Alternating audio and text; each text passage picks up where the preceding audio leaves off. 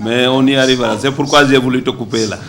Parce que je savais que tu n'allais pas t'arrêter à poser une seule question. Ce que je voudrais dire, c'est que la mobilisation, nous avons toujours fait confiance au 12e Gaïndé à l'Ekaza, mais nous avons toujours fait confiance aux responsables du sport sénégalais. L'appel qui est lancé est entendu et tout le monde se mobilisera. S'il faut prendre les bus et les prépositionner, ça se fera. Mais ce qui est sûr, c'est que l'intérêt de cette Coupe du Monde, ce trophée, c'est un intérêt reconnu et que tous les Sénégalais viendront pour voir ce trophée-là. Ça, je pense que l'enjeu est de taille.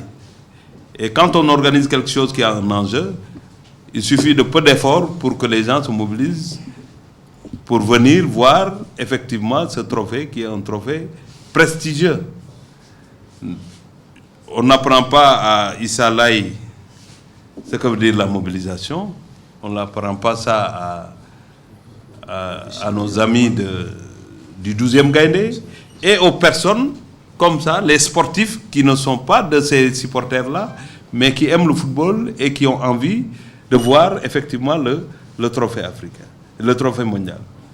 Mais nous ne sommes pas seuls, parce que nos partenaires sont là aussi, qui ont leur stratégie de mobilisation. Nous, on ne fait que du sport, eux, ils sont dans le commercial et autre chose. Les deux stratégies ensemble, effectivement, c'est des stratégies qui donneront une réussite totale à cet événement. Et c'est ça l'objet de cette rencontre. On a à gauche les responsables du sport en tant qu'administratifs, mais aussi nos amis, partenaires, qui aujourd'hui jouent un rôle extrêmement important parce que quand il s'agit de la FIFA, quand il s'agit de cette promotion, les leviers sur lesquels on s'appuie pour réussir l'événement, en dehors de l'État du Sénégal, ce sont nos partenaires qui sont là. Donc là, il n'y a pas de souci. Je pense que si tous les journalistes sportifs se mobilisent, déjà, on a du monde. C'est une manière de vous inviter à être tous là-bas et à l'heure. Maintenant, pour le budget de la Coupe du Monde, vous savez que j'ai toujours l'habitude, avant une Coupe d'Afrique ou bien une Coupe du Monde, parce que nous avons la chance d'avoir fait 2 à 3 Jeux Olympiques. On a fait 4 Coupes d'Afrique, voire plus. On a fait 2 Coupes du Monde successives.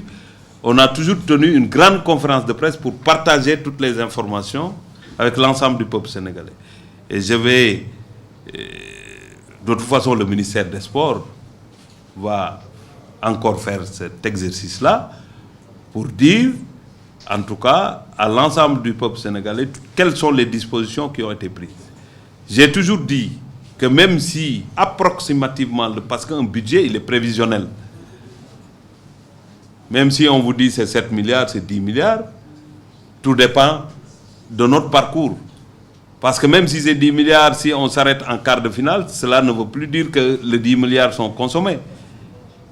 Il y aura toujours un reliquat.